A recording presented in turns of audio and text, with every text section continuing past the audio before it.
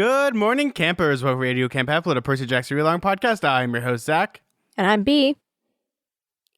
And this week we read Chapter 8 of The Battle of the Labyrinth. This week we visit the Demon Dude Ranch. And B, this was a big ol' hootenanny. I was having so much fun. I was like yee-hawing and ho-humming all day long. This was sad. This was a little, I feel like it reminded me of something, but I can't exactly think of what, of some other kind of like really abusive animal scenario in a children's book, but I can't think of it. I guess maybe the starving tigers in Carnivorous Carnival. Is that what I was thinking of? Maybe. You might be, but maybe you're thinking of like the scene in every movie where they have like the abused animal or the animal like accidentally hurt somebody and the kid has to be like, I hate you, go get. Yeah, it was that for sure.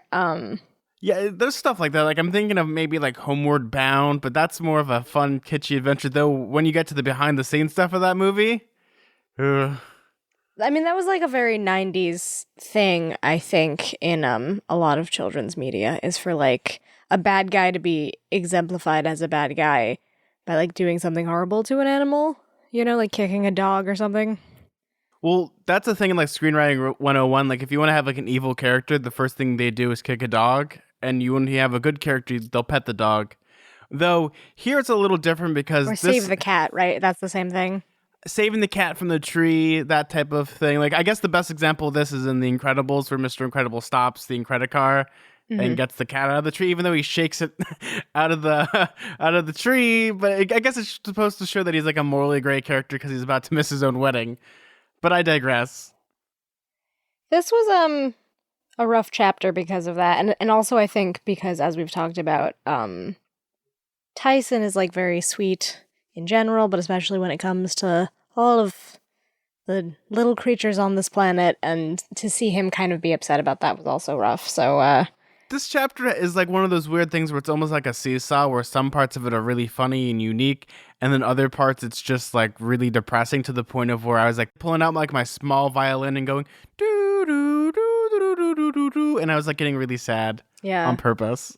Yeah, it was pretty rough. And it starts off sad too, even before they get to the Dude Ranch. There's just like this whole reckoning of a lot of this chapter doesn't take place during the Dude Ranch, which is funny. Oh, what do you mean? Like that they don't bring, how do we say his name? I'm gonna say Briares? That sounds too fancy. Briares. Ooh, that sounds very like exotic. Briares. Ooh. I feel like that's where like he's the mysterious person in the telenovela that has like the mustache is mysterious. I just want to say Briar, but though I'm sure it's probably wrong and people always correct us. And what I resort to that is I went to a lecture where someone said Treon instead of Chiron or Creon. I tried to Google it and Google did not help. And I was also really afraid of getting a spoiler because by searching his name, I was like, the first thing that came up was the Rick Riordan wiki, which is like, and so he did these things. I'm like, oh, nope, can't look at it. When it comes to like pronouncing words of languages that we have no commonality towards, or like at least for us that isn't even like our third, second, or fourth language. It's not like a spoken language anymore. Yeah. Well, no, it's harder because like once again, I'll give a good example of this is when I kept saying Creon, and I went to a lecture with them talking about mythology, and they said Chiron. They cheer on. Yeah. There's no rules. There's no rules. It's like Outback Steakhouse. No rules, just right. It's weird because the way this chapter kind of is like it like hits the brakes so fast that it's not even funny. Like we have this big climactic, like really triumphant chapter in the last chapter, but then we get to the beginning of this and it just like hits the brakes and then it just becomes sad. Yeah, I mean, I guess that's not surprising. Well, actually, I was really surprised it happens because the way they had it was like with Briar, like you feel like he's gotten some of his humanity back or like his bravery. And then you see this, and he's almost like the Cowardly Lion. Yeah, that's who I was thinking of, the Cowardly Lion. He totally has that vibe where he's just very self-defeating. Like, it's not necessarily anything that's physically limiting him. It's just his own sort of self-consciousness. This was really discouraging. I always think of the direct-to-video movie with the Cowardly Lion where it talks about how he became cowardly, and he has, like, a Lord of the Rings-esque battle, and then, like, the ending of that is he just, like, moves 2 feet and then ends up in the Yellow Red Road. That's his origin story? That's his origin story. There's actually like an origin story movie, and it's dumb. Yeah, it sounds dumb. But yeah, that's exactly what I was thinking of. He has a strong cowardly lion energy. And I like how Percy tries to kind of give him a pep talk a little bit. What is the line that he says? Maybe that's why monsters fade. Maybe it's not about what the mortals believe. Maybe it's because you give up on yourself, which is like, woo. Throwing the truth bombs there, Percy. Yeah, and this is where the book kind of goes into a completely different direction. We kind of forget and kind of remember some unique things about Percy Jackson, and that is that things can be immortal, but if people forget about them, they can be erased from existence even if the person doesn't want to go. Right. We've hinted at this a couple times. Like he mentions it. He says, well, first Grover says, even immortality has limits sometimes. Sometimes monsters get forgotten and they lose their will to stay immortal. Looking at Grover's face, I wondered if he was thinking of Pan. I remembered something Medusa had told us once, how her sisters, the other two Gorgons, had passed on and left her alone. Then last year, Apollo said something about the old god Helios disappearing and leaving him with the duties of the sun god. I never thought about it too much, but now, looking at Briar, I realized how terrible it would be to be so old, thousands and thousands of years old, and totally alone. A very lighthearted chapter, you know, guys? Just really not any existential dread at all. Remember when these books were like super funny and like chuckle, but now they're like, yeah, so I'm going to stop believing myself so I can fade away into nothing. Pretty much a la I want to commit suicide. And you're like, cheesy, crazy, Uncle Rick. Yeah, it's a bit of a Tinkerbell situation in some ways. Though I guess it's other people believing in him, but, you know, same difference. It reminds me a lot of Freddy Krueger, where like some of the ways that Freddy Krueger comes back is when people start to remember him. And that's how he comes back to become evil. It's like the exact same thing. If you forget about him, like the idea of his fear, he goes away. Like if you're not afraid of him, he can't hurt you. And it's almost the same thing here with Briar. And not to compare Briar to like a child murderer, but Briar's like so sweet. But yet, you know, just in his nature and how his story works is that he's not brave whatsoever, and he's the last of his kind. Yeah, I mean, it's very, like, discouraging the way that he sort of describes how the other hundred-handed ones faded away, and that kind of, I guess that explains his backstory of why he's so discouraged. It's like, I guess a lot of things of him being not believed in anymore. It's like this convergence of not being, like, a being that is thought of a lot or believed in or spoken about a lot, because really only it was Tyson who seemed to know who he was. So I guess the Cyclopses know a lot about the hundred-handed ones, but other than that, they're not, like, as regarded. Reading throughout this chapter, there was something that I noticed that I think Rick Riordan does very deliberately. I think I brought it up like the last couple chapters, and that is in this book, he's using creatures and mythology that we don't remember all that well, like weird things. Like he's scraping the bottom of the barrel to the point, maybe to get the point across. Like we don't have Medusa. We have like the guy with like the three bodies. We have like all these weird, wacky things. But when you think of mythology, these aren't the things that you think about at all. Right, they're not like the iconic mythological figures like Cyclopses and Medusa. Like those that's like the kind of the A-listers idea that you have. Yeah, exactly.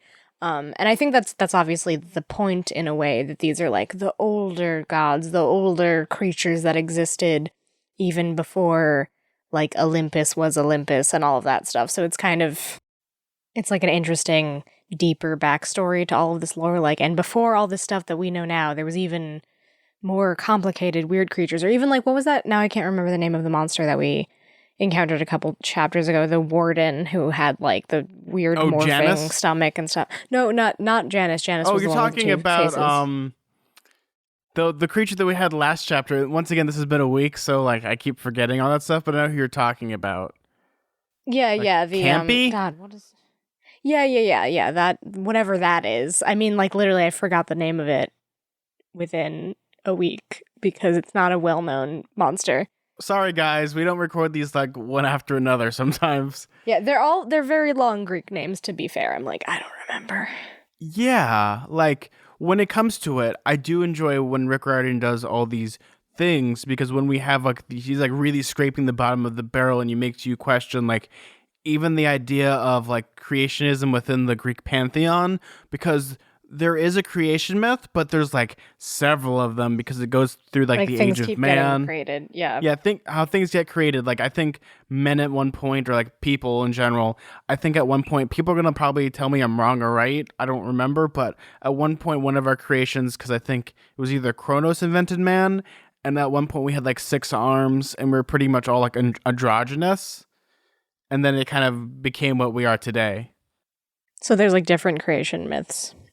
Yeah, there's different creation myths. This is from going way back from, I'm pulling this stuff out of my butt from like English class from like freshman year, which was probably about 2010. So I might be wrong, I might be right, but I just remember like there's something with that. Yeah, for sure. I mean, I think it's important that Percy mentions the what was it? The god who then passed on the sun god duties to Apollo. It's like Helios. Helios, yeah. Helios is just like, I'm done. I've been around for too long. Your job now, buddy. Like the I idea like how that he sounds depressed. Like he's like, basically. I mean, that's what all these like monsters are who fade away. It's like they're kind of like despondent and they've been doing it for a while and they're like, like a day away from retirement. I'm getting too old for this job or something. Like that's kind of the vibe I'm getting, where there are gods and creatures that are even older than someone like Apollo, who you perceive as like incredibly old because he's ancient, obviously as old as ancient Greece. So it's really giving like a very long backstory and lore to all of this that stretches way back than you could even perceive. It's like a buddy cop movie at this point. It's like, I'm getting too old for this poop. Exactly. Trying to yeah, censor that's myself. what I meant. But even like we had like an email a couple of weeks ago kind of talking about Pan and how it might be a couple other versions. Like a lot of gods might have been mixed and matched to make Pan. Do you remember this email? Oh yeah. Someone emailed us about that. Now I can't remember. So when it comes to like mythology, things change and fade away. But also you have to remember, when it comes to like mythology, it's always has been before the internet, before really written language. It was all through the oral tradition. So it's the idea of like the mad idea of like telephone at that point, where things get mixed and matched the way people tell stories. Like we could be talking about like a cat, and then 1,000 years now, people will talk about, oh, Zack and B were talking about a dog. What? No, we were talking about a cat. Because close enough, right? Yeah, well, I do think that this book is a very intentionally trying to, like, reckon with the idea of, like, these forgotten figures, because that's who Kronos is, right? Like, the Titans were replaced by the pantheon of gods, and they're just sort of forgotten. He was thrown in the pits of Tartarus, and now he's gaining momentum again. Even in the last book, there's talk of the Great Stirring and all these old forgotten monsters coming to the surface again. Like, this is sort of... It's giving like a broader sense of the world that this series inhabits, that it's not just like the mythology that we kind of already have absorbed through cultural osmosis. It's like a deeper, more weird, insidious thing that's going on. I find it really interesting. Just think of it like a gigantic pot, and Kronos is just stirring up that goulash because he's bringing out all those creepy monsters. It's also very sad because then in this conversation, then Grover, you could kind of see in his eyes that he's concerned that Pan could be one of these gods. Yeah, like he too could have just faded away, and that's why he's been missing for so long. I mean, I personally don't think that that's true, because there's just like been too many hints that he probably did sense his presence, but still, there is in the back of his mind, he's maybe paranoid about that. For this theory to work, like of him completely fading away, you'd have to have everyone has to completely forget about him. This is kind of like, I guess, the logic of this. But because the satyrs are looking for him, and Grover like believes in it so strongly, obviously he's probably like being Tinkerbell. willed into existence. Yeah, you have to clap or he'll die. Yeah, I don't know if that's exactly true though, right? Because Tyson definitely indicated that he, and I guess other Cyclopses, know about the 100-handed ones, so I don't necessarily think that it's all just being forgotten. It's also, like, somewhat of a willful process of just not wanting to be around anymore. We deserve to be dead, as in Bride of Frankenstein. Yeah. Pretty similar, too, because they're, like, monsters, and they're like, oh, well, I guess I don't belong on this planet. This is just the beginning of this chapter, is this depressing stuff about, like, gods and monsters fading away, and then we haven't even gotten to, like, basically the puppy mill that we go into later on in the chapter. Like, it's just a pretty dark situation we have going on. I was reading this, and do you think like Rick Riordan halfway through writing this chapter, he's like, you know what? I think I want to make people depressed, and that he's just like cackling at his keyboard. For some reason, I'm about to say cackling at his typewriter, but I don't think Yeah. he uses a For some typewriter. reason, a typewriter. No, actually, he like sets the type himself, you know? Uses like an old timey printing press. Here's my theory. What happened writing this chapter? Rick Riordan saw that his son got like a B on like his history test, and this is what he's like. I'm punishing all the kids now. He's like doing like Jewish guilt, which is the worst type of guilt, where it's just like, "I love you, Dad," and Rick Riordan like looks at him. I don't think you love me. Do you love me? And you're just like, this hurts. Have you ever been Jewish guilted before? Uh, Not directly, but I've seen it happen because I'm friends with Sarah. And she has enough for both of us. But I don't know. I mean, I just think that Rick Riordan probably is it just in general getting a little bit more dark with these books as they go on, which I think is like a general children's lit thing to do. Like, oh, the stakes are getting higher. These children are growing up. They're not the kids you once knew anymore. It's going from like a New York cut to a filet mignon. That's how big these stakes are getting. Wait, a New York strip is bigger than a filet mignon. It's not how big they are, it's the quality of the meat. Well, actually, they put the stakes on the roof because they're higher. Oh no, the stakes are going to get to the point of where we're going to be getting into Kobe beef territory, where we're going to be so drunk and happy that we don't even care when we get killed. Wow. Speaking of dark, actually, we're gonna get to the darkness of cows being raised for burgers pretty soon in this chapter. But before that, he leaves. Like he pretty much he pretty leaves much first, quintessentially commits suicide at this point. Like he goes into the labyrinth and disappears. And Tyson just weeps because he's depressed AF. But this sounds like something like he's gonna come back and be brave. This doesn't seem like he's dying. Like the way you read this is like he's just trying to get his courage. What a useless introduction of him if that's the case. Right? Like, can you imagine they introduced a character and like, hey, he's so depressed he doesn't want to live anymore. And he fades away. Good night, children. Like, no, I hope that that's not the case. Oh, you mean B? You're talking about Forky, right? Oh, wait, I haven't seen Toy Story 4 yet, but anyway. Oh, no, I'm spoiling everything depressing about Toy Story 4. I mean, isn't he immediately suicidal, though, that character? He doesn't want to be a toy. Like, he's just like, and he, like, wants to throw himself in the trash. Yeah, that's... Kids media, man. It started dark and it stayed dark. But anyway, speaking of starting dark and staying dark... Circa since the dawn of writing? He just wanders off, and, I don't know. We'll probably see him again, but Tyson is still sad about it because it's, like, his hero, and he doesn't know what to say about it. And the pep talk doesn't really work. Even when it comes to like kids literature, when it comes to like this specific scene, you always need to have like the redemption because you just can't write a character that like blows his head off.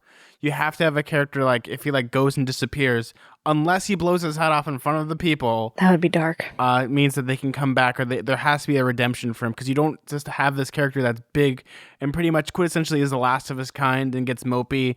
And he has like this arc where he can't help himself, like he's just unable, he's just depressed.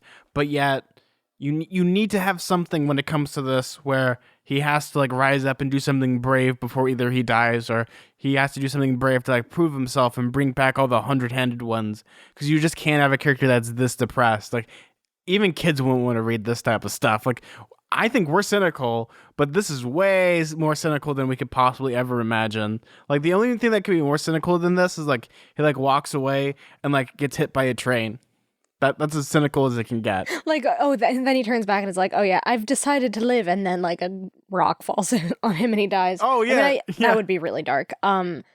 I think he's probably going to come back. We'll have a redemption arc, I'm pretty sure, because that would have been such a weird, pointless character introduction. But for now, ends on a pretty sad downbeat. Tyson is upset, and Tyson, again, the sweetest baby angel in all of the books, so whenever he's upset, I'm upset, because he's, like, so innocent and kind.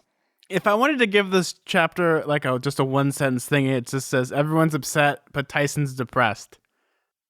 Yeah, Tyson, it's a rough one for him specifically. I mean, his hero is pretty dejected, doesn't believe in himself. Well, then we get a little break from Tyson's sadness. I was getting vibes of like Fault in Our Stars, which was really Oh, distracting God. for me. Right? Were you getting that with like your hero is like this person that doesn't care about Oh, you? yeah, like Van Houten. I could kind of see that. Yeah. I mean, there's a lot of stories like that of people meeting their heroes and then them being disappointing. But we get a break from Tyson's sadness to then move on to one of Percy Jackson's patented trauma nightmares. And what does he see? Daedalus and Icarus, who I guessed it was Icarus, which is one of the few mythological things that I would actually be able to guess from context clues. They build some wings. And Do we need to like break this down because it's very similar to like the Icarus myth, where pretty much Icarus and Daedalus build wings to fly away, and Icarus becomes a free spirit while he's flying. And what are the two rules that Daedalus told Icarus? don't fly too low, don't fly too high. What does he do? He does both, in fact. He's like skating against the water, he's flying up high, he's messing up the wax, which isn't really set to begin with because they piece out of there through the hole in the sky, I guess. I don't know. There's a hole. There's a hole. There's a hole in the bottom of the sea, or I guess in the sky. Yeah, there's a hole in the top of the workshop. Of the I don't spooky know. castle. Yeah, basically. And it's very frustrating because you know how it's going to end, and it's a pretty well-known story to the point where it's literally like an idiom when people say, "Oh, I flew too close to the sun." So it's kind of just like the biggest metaphor for someone leaning into their fatal flaw or doing something that's tragically inevitable, and Percy has to watch the whole thing. I think, well, there's two of them. There's two examples of this that we can go into. There's Icarus, but there's also like Narcissist. Oh yeah, I mean there's tons of stories like that for sure. Which I guess it's like the equivalent of like Grimm's fairy tales. Like this is the point of like it's supposed to scare the ever-loving poop out of you. Yeah, like you're supposed to listen to your elders or you could die. Which is, it's so frustrating because like Icarus is like, I trust your work, father. And he's like, I told you that it had these limitations, but okay, buddy. I kind of don't feel super bad for Icarus because he wasn't really listening to his dad at all. But like, how do they describe him? He's like drunk on his own freedom or something? Well, he's drunk on his own freedom, and also Daedalus invented this thing called the vape. Ever since then, he's just been a decline. Kids today, flying too close to the water, vaping. You know, all of the trends. Oh no, if this was today, they would be like, Icarus would be like, Dad, I gotta yeet out of here. Well, actually, they do use vape to shoot them into the sky, remember? Because it has, like, the hot steam. Oh no, we're right. So B, my theory is correct that they do vape in Percy Jackson. Oh no. So yeah, so they yeet out of there, and what ends up happening is like the story where Icarus flies too close to the sun, his wings, start to melt, so he tries to go farther down and crashes into the water and dies. A kid's story. For kids, yeah. For the young kids. They'll love it. The death and the sadness. When it comes to these like effed up stories, I just imagine the mom like reading a big old book in front of their kids, like they're tucked in at night, and he died. The end. But mom, does this have a happy ending? Nope. Yeah, that would be pretty. This is a pretty dark story. If you're like reading this to your children, I feel like it's right on that cusp where like parents don't really read to their kids once they're reading chapter books, but like imagining that is pretty funny. Them just being like, well, and then Percy saw Icarus die, and then he wakes up in a cold sweat and realizes he's in a dark, dank tunnel where there is no sunshine or concept of day. And you're like, oh, great, I love it, real fun. Well, then again, like when it comes to like my mom, what she would do is she would read Old Yeller and be like, "Yeah, they shoot the dog. The end, Zach. Go to bed." Yeah, it's a whole thing. And just be like, "Wait, they shot the dog? Is there a happy ending?" Nope. I love my mom, but that was the highlight of my life. When you read Old Yeller. Have you ever read the book No More Dead Dogs? It's pretty funny. No, but I did see the movie John Wick and John Wick 2 and John Wick 3, which have happy endings for the dogs, right? It's what you hope would happen in a dog story where they die and then they get revenge. But No More Dead Dogs is like this kid who refuses. He like boycotts all books that have dogs that die in it because he thinks too many dogs die in stories. It's pretty funny. I haven't read it in a really long time, but I remember finding it pretty entertaining as a kid. One of my favorite places to go to is Does the Dog Die at the End? Oh yeah, I use that website all the time, for sure. It's pretty rough because a lot of movies have animals that die, which I mean, I definitely think that Tyson would make use of that website for sure. Well, there's plenty of that, but also when you get into like the weird nature of like people making movies about dogs, A lot of the time, dogs get murdered except for Independence Day, which has the greatest dog saving scene ever in a movie because it's so schlocky. Or wait, what's the other one? The Meg? The Meg has a good one too, but have you ever seen the one from Independence Day where the dog's dodging explosions? No, but that's hilarious. And gets in at the last minute? It's so stupid, it's great. So if you guys, let us know what's your favorite dog rescue scene or the dog rescuing themselves. Actually, that's great. Can you guys email us that? Because that, I feel like I need that in my life, is just more examples of that happening in pop culture. If you can also put YouTube links to that, oh my god, we'd be happy. We could just have a laughing time. But yeah, when it comes to this chapter, there's a lot of things that we do have the dream sequence, but it's only the only reason why it's here is to establish the evil Ghost King, Minos. Yes, the evil ghost. Well, we've established him already, right? We've seen him before. Well, yes, but this is kind of you have to. When it comes to a chapter in a kid's book, for some weird thing, if you're gonna introduce a new villain again, you have to reintroduce them. Yeah, it's patting you on the back almost. Hey guys, remember the spooky guys here? Well, this is the ghost of that guy. We knew he was a spooky ghost and had his own agendas and didn't like Daedalus. And now you know. So what ends up happening is Percy and the gang get lost a couple more days. They actually, set up a watch. And they wake up the next morning and the labyrinth has changed even though someone was awake the entire time, hopefully. And they end up going outside. Yeah, this sounds like my worst nightmare pretty much. Oh yeah, because then Percy is convinced that Nico is nearby because he sees the signs that he was summoning. Underworld stuff. Yeah, he sees underworld stuff and he sees the signs that he was summoning the dead because there's Coca-Cola or something. And McDonald's wrappers everywhere. Yeah, McDonald's Mickey wrappers. D's. So he's oh, this is how he was summoning the dead before, and then he's running and sees the light up above, and there's a light over at the D'Angelo place. Yep, basically. And of course, Grover is great at explaining what this is because he has hoofs, and he's oh yeah, it's one of those cow grates, to keep cows from leaving, and I guess he can't walk on them either, and Tyson just does a 1-2 and just yeets it out of there and emerges. But when I first read this chapter, I thought it said cow guard. I was thinking of cow, actual guards. They have guards spears. who are cows. Yeah, so I was oh, this Which is awesome. isn't beyond the realm of possibility in this series. I was waiting for that where they're just hey cow, moo. What? Moo. What? Move over. We're trying to guard this place. I'm going on a hot roll today. My brain's currently melting because I'm in a 104-degree garage right now. Oh, yeah. Yeah, you are baking slowly, much like a hamburger made out of red cows, which is, happy 4th of July, you guys. Yes. Oh, yeah. This actually is a very patriotic episode, don't you think? With all the hamburgers. And oh, yeah, and the don't mess with Texas and everything. It actually is very American. Yes. So what ends up happening is they run out of the labyrinth again because they've kind of figured out maybe this is the reason why Nico left camp and disappeared mysteriously is because he found the labyrinth entrance.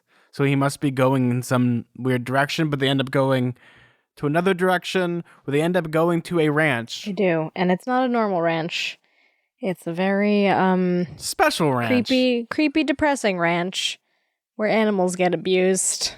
Well, it's like a monster peppy mill or a monster mill. Yeah, exactly. It basically is exactly that because they're breeding animals and they're supposed to be watching after Apollo's red sun cows or whatever, and they're not doing a great job of that, and they're making hamburger meat out of them and giving them to people to I think it's determined to feed Luke's army because he's sort of like a mercenary in a way, or not in action but in in ethos. He has no alliances. It's just oh, I'm a businessman. He's a war profiteer. That's what he is. He profits in war.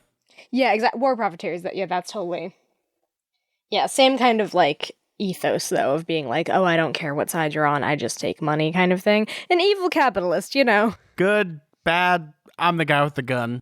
But here we also have the weird thing where it's almost like a joke where we have the guy hops on his tractor, hop on the tractor. And he's a demigod, an old-timey demigod who has a Don't Mess with Texas shirt on. And for some reason, in my head, when I'm visualizing things, he has really weird Daisy Duke shorts on and cowboy boots. Oh no. He's got the horses in the back, and they're setting fire to everything because they breathe flames. I think it's fun. Like the description of the place is kind of interesting, even though it's also sad. The different animals that are around that have Did I different mention magical the properties, flesh-eating like horses? the horses that can breathe fire. Yeah, the flesh-eating horses, and which are, well, we'll get to that later and what their stables look like. But it's hard to like get entrenched in like the magical element of all these animals. It doesn't feel like Fantastic Beasts and Where to Find Them, you know what I mean, where they're being taken care of properly. It's more like, oh, this is like an ASPCA commercial where like Sarah McLachlan should come on the screen and she's just like, and for only 10 cents a day you can help these abused fire-breathing horses. Yeah, in the arms of the Icarus. Oh, that's pretty good. In the arms of an Icarus, but don't fly too high or away. Oh no, you fell. Oh. Yeah. Well, for 15 cents, you can help resuscitate Icarus. You can help Icarus. Yeah, this is becoming one of those Sally Struthers commercials all of a sudden. Yeah, there's a lot of weird things when it comes to this weird dude ranch where it's very sinister, but also the way I was getting my vibes of was it was either Texas or the Deep South, where everyone has Southern accents, and the main main jefe, pretty much I feel like wears like a starch white suit and like 16 Stensons like a really big Stenson. Yeah, I mean, they are in Texas, right? Because they even say so. I like how they say it must have been close to 100 degrees, and you are currently experiencing that now, so it's sort of like a very immersive process of you talking about this chapter. B, have you ever been to Texas? It's all yeehaw, and if you're too close to the sun, you just start melting. I have been to Texas. Yeah, I went to Texas, and we went to this thing. I'm gonna censor it slightly. Chicken poop bingo, where you bet on a chicken, and it poops on a grid, and if the chicken poops on your number, then you win money.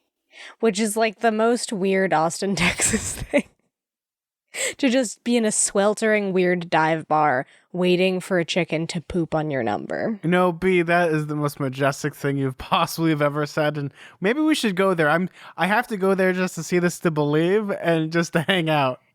I took a picture of it. It's not as fun as you think. Like, the concept is hilarious, but it just smells like chicken crap, and there's a lot of like weird bugs around, and it's a lot of sweaty, drunk Texans. Not a fun time. There's a bunch of like YouTube channels that I like to follow that they cover like fairs and conventions like in Texas, and like half of them are like they have like chipmunks and like these weird contraptions like to win prizes, and you win like knives and guns and stuff. It's crazy. You win a gun. Imagine how weird that would be to win a gun. It's like, now I have a gun, I guess. Where do I put this? Hey, if I could win a gun, I don't even know what I would do with it, because I probably couldn't get past the state line. But then again, it takes like 18 years to get from one side of Texas to the other. I like how sketchy this cow herder guy is. What's his name? Eurytion?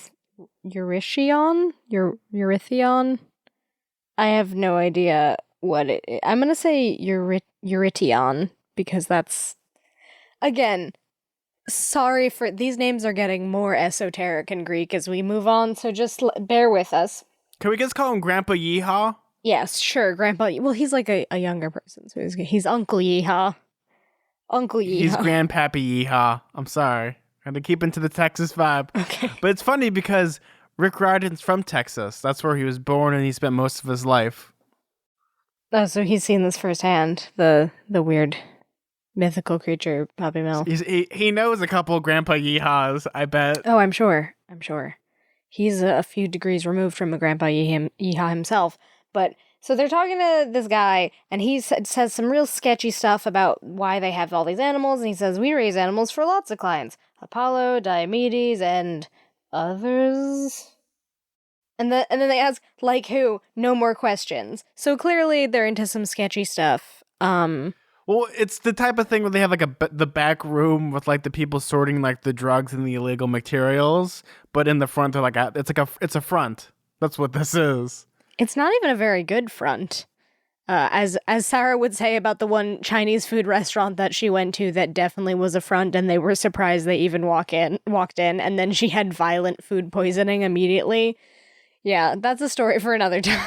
No, the one front that I've actually been to was me and my friend were driving around and there was a VCR repair shop. This isn't like a Red Letter Media joke. That sounds real fake, especially in Well, this this day isn't and like age. a Red Letter Media joke. Like we actually saw a VCR repair shop or something like advertising VCR repairs.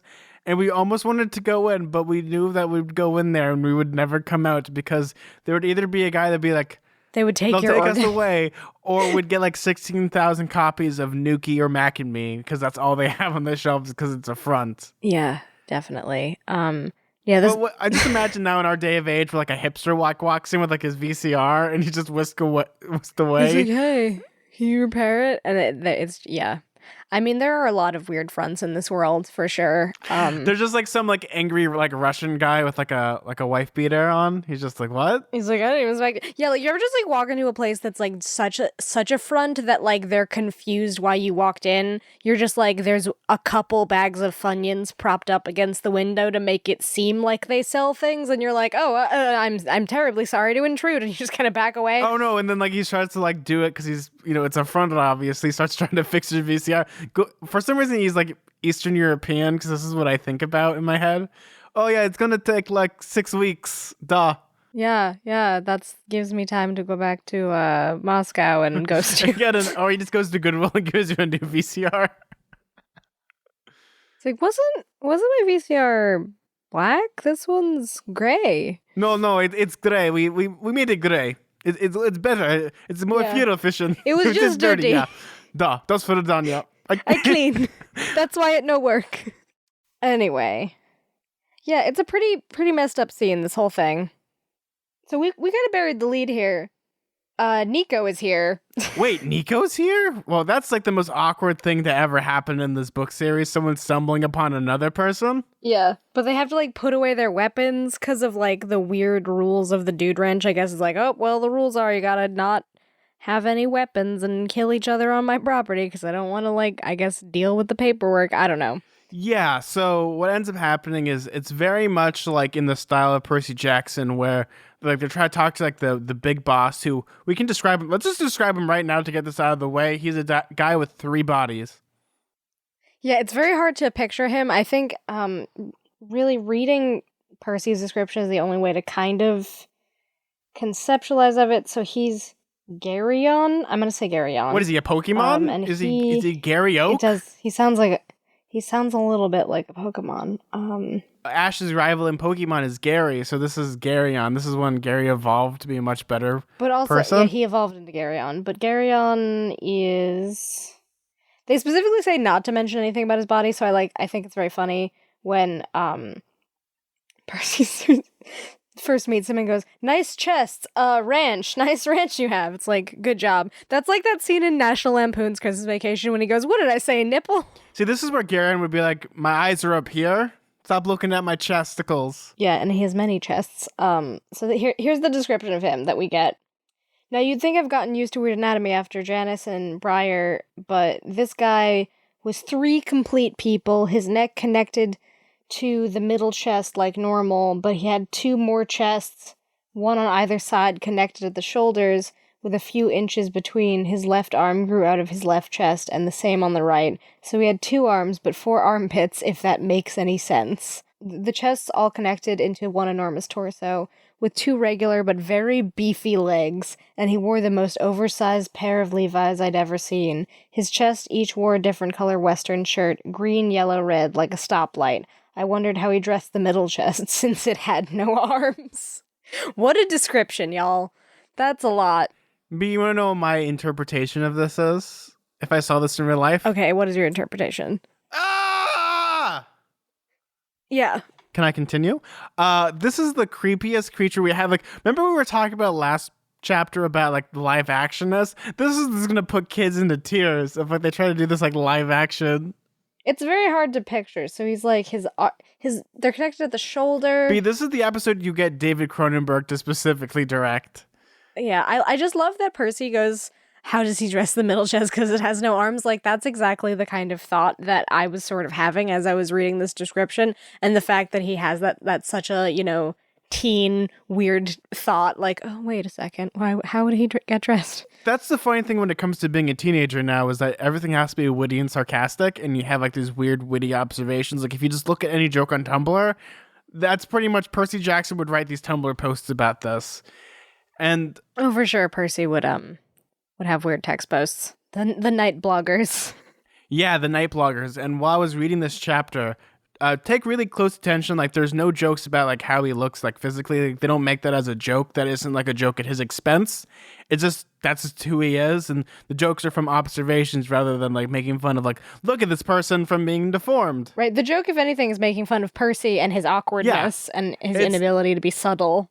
It's not a joke about like, look how deformed this guy is, because I'm guessing like in Greek mythology there probably was a person that like obviously was born this way, like that, and it just became like, you know, its own thing, became its own mythology.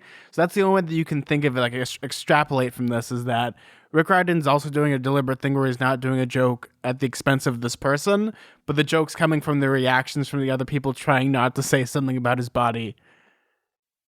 We get this whole tour with Nico kind of in the back to keep an eye on everybody, and he's seething and being especially emo because apparently he looks even worse than when Percy saw him in those Iris messages.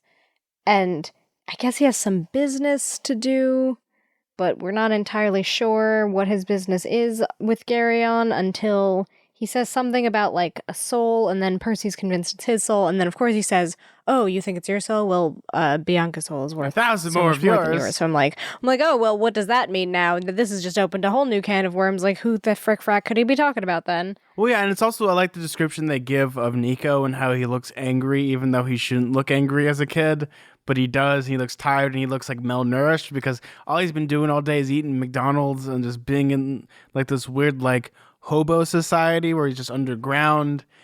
And it really like opens up the idea of Nico, like how much he's like fallen from grace compared to the first time we saw him. Well, it reminds me of the descriptions of Luke in a way, too. It's like a similar kind of thing of him falling further into darkness. Well, that's what kind of happens, I guess. You just become more malnourished and you become more evil. It's, what is it, the philosophy of like the Sith, where it's like Palpatine's like, oh yes, Anakin, you want to look as beautiful as I do, even though I look like the Monster Mash? As crusty as me. Yeah. Yeah, the description of him is, he looked thinner and paler than he had in the Iris messages. I wonder if he'd eaten in the last week. His black clothes were dusty from traveling in the labyrinth, and his dark eyes were full of hate. He was too young to look so angry. I still remembered him as the cheerful little kid who played with mythomagic cards. Good, good. Let the hate flow through you. Yeah, it's really sad because he's just, it seems to be such a black and white change between this book and how Nico was in the last book. Because he was really so happy-go-lucky even when he had every reason to kind of be upset. Like, even when he's kind of worried about his sister joining the Hunters of Artemis and everything like that. Like, he's still pretty happy-go-lucky. And then once she dies, everything completely changes in his personality. And he's like so maudlin and negative, and he hates Percy and doesn't even want to look at him. He doesn't even want his help with anything. Like, he's such a different character than the one that we met in the last book. I feel like a reason for this is because he's the son of Hades. So when you think about Hades, you think of him being like dark, gritty, and grim, and kind of like being like this weird emo like ideal of what you think the god of emos. Yeah, the god of emos. That's what Hades is. Because I'm sure there's a lot of emo kids that sympathize with Hades and like Hercules and all those other places. But because you have him as the god of death, you have to make him look like deathly pale. You have to make him look like he's on the verge of dying, which is the thing that happens in Greek mythology. Because if you like read Greek mythology, you look at the descriptions of Hades, he's not depicted like the Disney version. He's depicted basically as just a man named like pretty much just Hades. Yeah. Like he's just, if you looked at him on the street, he would just look like a man. He doesn't look spooky, scary. It's just people's associations with death that ended up being put onto Hades, and then that's why Nico looks like this. I could see that. And that's what kind of happens with this, because I like the idea in this chapter that they can't kill each other. This is like what makes me happy, is when they don't need to have a fight scene. They just have characters talking to each other. Yeah, right, exactly. Yeah, I did like that. Even though this was like a very sad setting, it did have like a pretense as to why they wouldn't immediately like start swinging swords at each other, because there was this specific rule and there was like this function of this dude ranch that like they could attack them or whatever, subdue them if they were to start fighting with each other. Even though Percy doesn't want to fight with Nico, he just wants to, apologize. He just wants to hug it out, make amends somehow. Yeah, he wants to hug it out, bro. And that's that neither of those things can happen. They just sort of like shout at each other like petulant children until. And guess what? B, shock of all shocks. The guy that's like lovable and huggable, the guy with like 6 arms. Yeah, he's evil and he wants to make a profit. Maybe this guy, we're thinking of him as like evil, but this guy probably has like the world's greatest like hugging abilities. Just imagine all the kids he could like hug in one go, even though the kids wouldn't want to hang out with him. Yeah, maybe don't bring kids into this. Maybe keep the kids far away from the war profiteer who breeds animals in unsafe, horrible conditions, B, I think I read that kid's book as a kid. It was like a pop-up book, Gary on the War Profiteer. Didn't you read that as a kid? Gary on the War Profiteer. It just shows like animals suffering in the background. That you did read that book as a kid because you're reading it right now. Oh, I did read that, but I'm talking about the pop-up book with just him specifically. Like there's like the part like you open up the pop-up book and like you pull like a little one of the pulleys and like his arms like go out so you hug the book. It's very like one of those like oh man, I actually want this book now. Someone make me this book. This is like just a creepy setting, but they can't fight Nico. So that's kind of interesting. They do get a little bit of backstory about what's happening with him and that he wants a soul, I guess, from this creepy dude with the chests. But it's not going to happen because, of course, he betrays all of them because he's a war profiteer and he has no alliances to anybody. So he's deciding to turn in Nico to Luke because I guess Luke is looking for demigods. That's the whole gist of it. And it so happens that, when your evil boss has a golden sarcophagus, come to think of it, you probably have a lot of money for war profiteering to give to those people. Yeah, you just like break off a chunk of that sarcophagus and like, here you go. Why, thanks. I will take this little emo boy and his weird friends that all hate him for some weird reason. Yeah, it's not like he cares. Though it's weird because Garyon doesn't want to really take Percy as friends. He's like, oh, I don't really want to interfere with your quest. I don't care. Luke doesn't really want you. Yeah, but then, of course, Percy makes a bet, which is, I feel like this happens a lot in kids' books where it's like the protagonist is like, oh, you've got us cornered, but how about I make a deal? And it's some sort of like sneaky plan.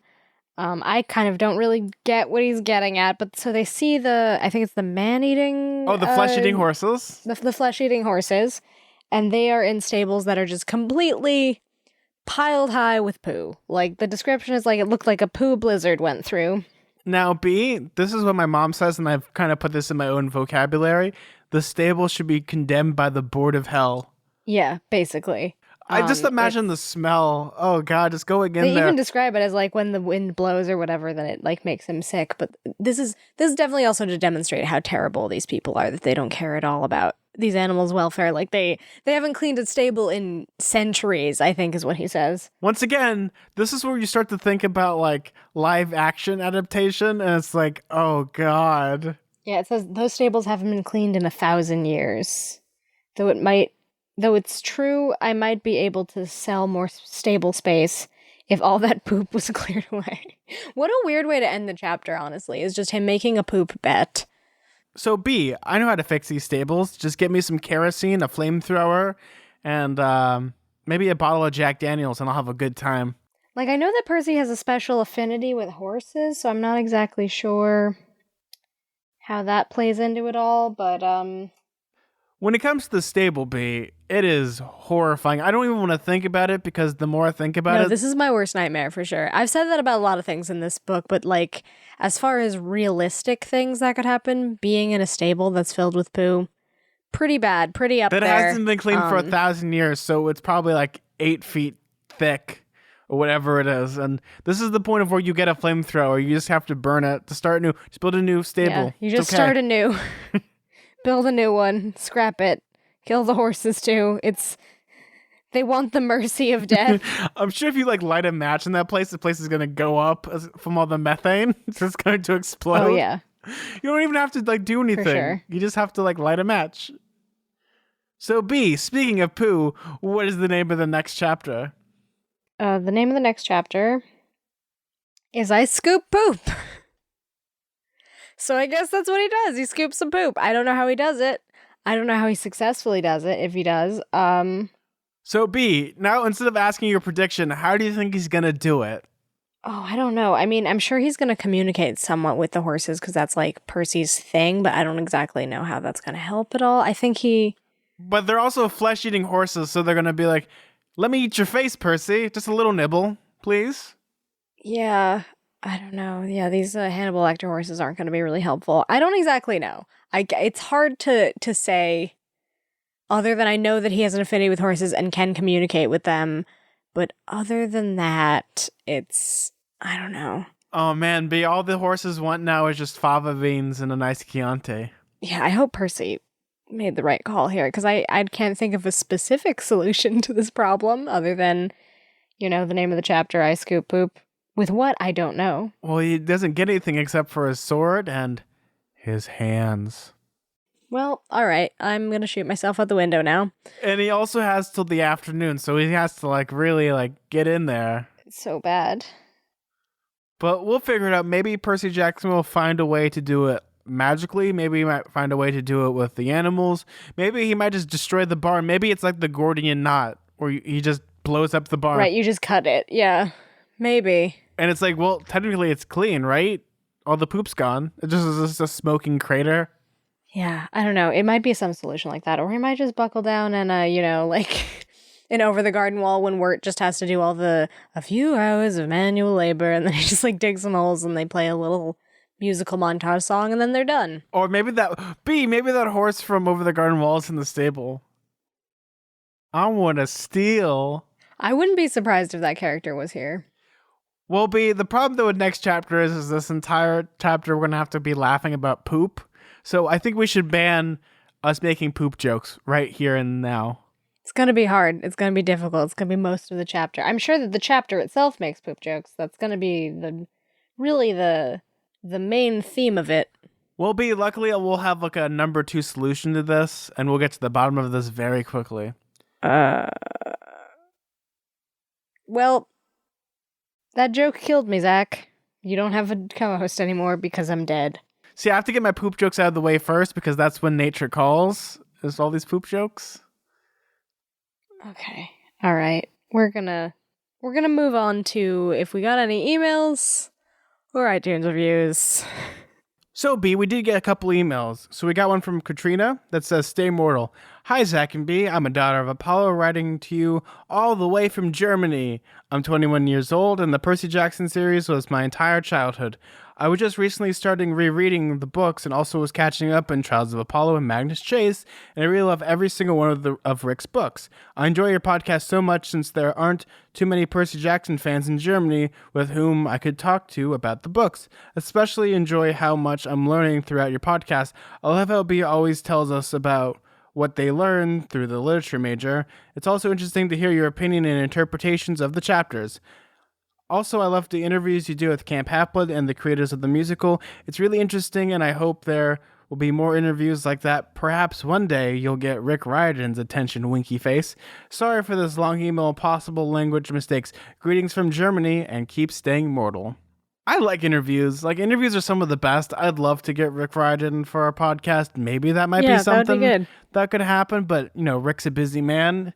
And I think we could probably get the Rex signal. That's where we put do we put the state shape of Texas in the sky? Then again, I think we get all the Texans. Like as a trident, and then he appears and he teaches you about history. So B, when I talked to his agent, she told me that we had to go to the 600th floor of the Empire State Building. So I don't know. I've actually never been in the Empire State Building. We should go to there, except maybe you should just take me to the Chrysler Building first and pretend it's the Empire State Building. Because you thought that it was... You're like, wow, the Empire State Building. And it just turns around. I'm like, no, that one is... You were very close. Close but no cigar. I was like, beautiful. Just beautiful. The Empire State Building. Zach, that's the Chrysler Building. He turned me around. Beautiful. Just beautiful. Thank you so much, Katrina, for that lovely email. B, did we get any other emails? Yes, we got one from Brian. who says, "Hi, Zack and B." He actually calls you Jack, which is hi, Jack and B. I'm sure that's like a typing mistake, so that's okay. Yeah. Just a thought to help with names. I use the audiobooks to take in 99% of the books I read, including the Percy Jackson series. It helps because of my ADD. It helps with the names that are hard to pronounce. Also, I've been rereading the books for the 10th time and was struck by a thought. Percy, Annabeth, and Grover would have been in the Lotus Hotel the same time Nico and Bianca would be in the Lightning Thief. Wouldn't have been interesting if Rick had dropped a hint then for them meeting later. Oh, I guess that's true, yeah, because they haven't been freed yet from the Lotus Hotel.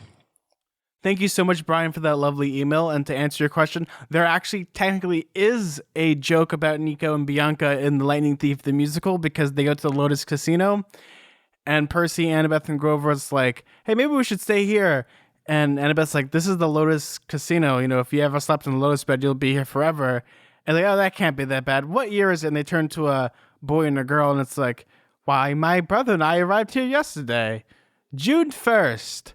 1939 or whatever it is. Yeah, so it's definitely that. It's like a hint. So it's kind of like a Easter egg, I guess, if you know who they are. Yeah, it's an Easter egg, but it's also possibly like a redaction or a retcon. Yeah, it's sort of a retcon, yeah.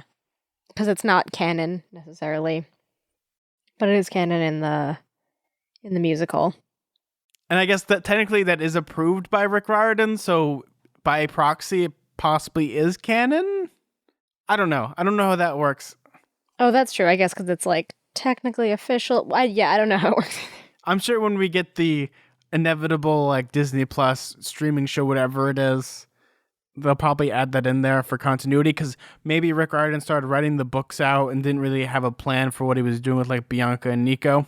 Right, like he didn't necessarily know that they existed yet. But I mean, you could headcanon it that they saw them because it does match up. Have you ever been to a casino? There's like thousands of kids there. Yeah. They did not meet them. They could have been in the same room with them. But thank you so much, Brian, for that lovely email. So we did get another email. This email is from Cage that says, Podcast Love and Random Mythology. Hi, Zack and B. I've been listening to your podcast for about a month now, and I'm working on catching up. Apologies if I bring up things you've talked about if in context I haven't listened to it yet. I really love your podcast because it's so funny, witty, and brings me back to a lot of the nostalgic feelings about my youth and PGO. I started reading the series when Sea of Monsters was released way back in 7th grade. I am now 25 and have been reading all of Riordan's books that were released since then. I've always loved mythology and struggled with a reading disability as a kid, so Harry Potter and Percy Jackson were my gateways into reading and loving fantasy books. Anyways, it's been great to get both of your sides of the coin with your podcast. Zach reliving the book while he was younger, and B sharing their experience of reading as an adult. I am seriously enjoying your commentary and always excited to get to listen to it. I'm a high school teacher on vacation, so hopefully I'll be caught up soon. Oh. We have a trend of high school teachers listening to our podcast. It's great. Yeah, I think we have a lot of listeners who are teachers. I think Unfortunate Associates has a good amount of listeners who are teachers too, which I guess makes sense because they're about books. It's similar, and we also do a lot of like literary dissection, so I'm sure that we attract those type of people. I wonder do people like assign like bonus credits, like if they listen to our podcast and they laughed at our stupid jokes, if you have to like write like a Q&A. Actually, high school teachers do that. If you can send us that, it would make my year.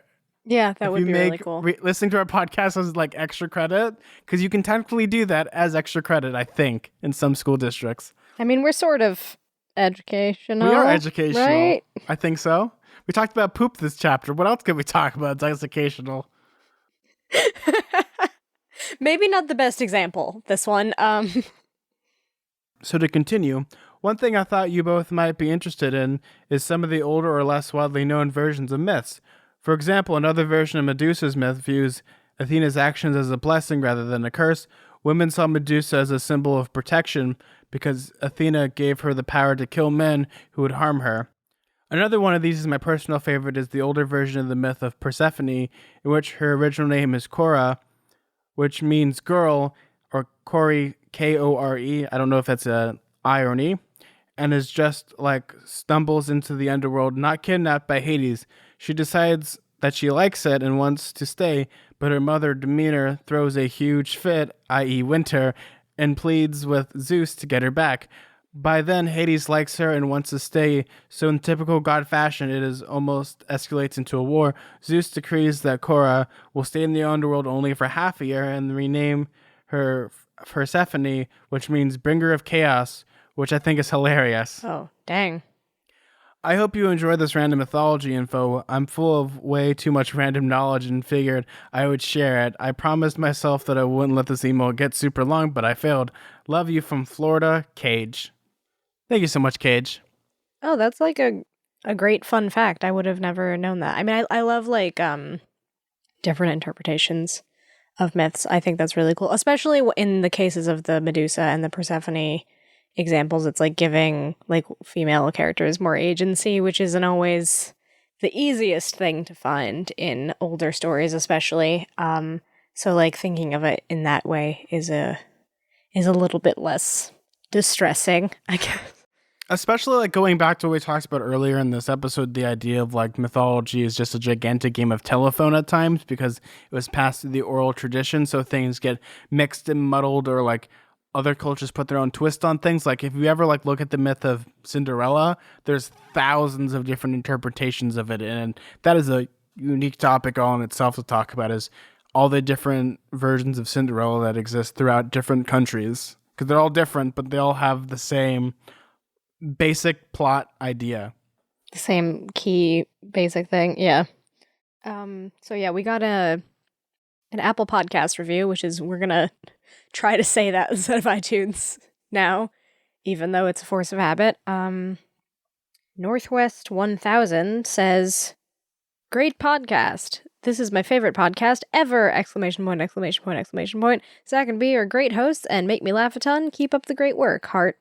That's such a sweet review. I love just kind of the short and sweet reviews sometimes, just like really get to the point. I'm really glad that you like the show. I hope we're good hosts. We try. I want to say we're good hosts because people keep sending us really lovely iTunes reviews and sending us emails. If we were terrible hosts, most of them would be like, you guys are poopy heads and you guys are terrible.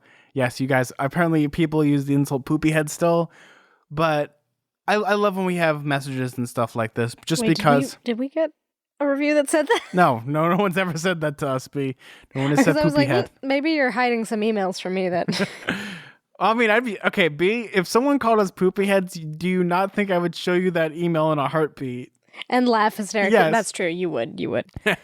No, that's not even not to be mean, because sometimes if we do get mean emails, we still read them, but we'll try to censor them a little bit just to be less harsh and get that sting out of the way. It's like drinking really cheap liquor. It burns slowly, but you sometimes got to do it. But I love when we get like nice iTunes reviews like this. This is the project that I'm working on right now, is I'm trying to take all of our iTunes reviews and like put it into a collage for my new podcasting studio that is being built right now. So it can always have those lovely reviews and some of the best fan art. So while I'm recording, I have you guys as support, and I love you guys for that. You guys are some of the best, and you brighten all of our days. And I just wanted to personally thank you and every single one of you. If you guys were like on a conga line, I would shake all your guys' hands. I would pat your babies on the head and kiss your dogs. I hope you don't have babies. Some of you are very young, but some of you are old enough to have babies. Well, they don't, but technically they don't have to be babies. They can be fur babies. That's true. Those are the best babies. Yes. Well, because they stay baby. They do stay a baby.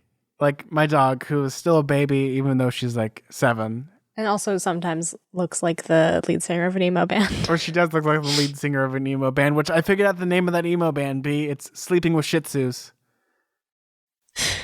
She had a strong Tokyo Hotel vibe in that recent picture you sent. Well, B, I think we finished talking about all the things that we need to talk about today. I don't think we have anything else. Where can they find you? Actually, do. You can... We have to get it all out, B. Get it all out. Cleanse yourself. All right.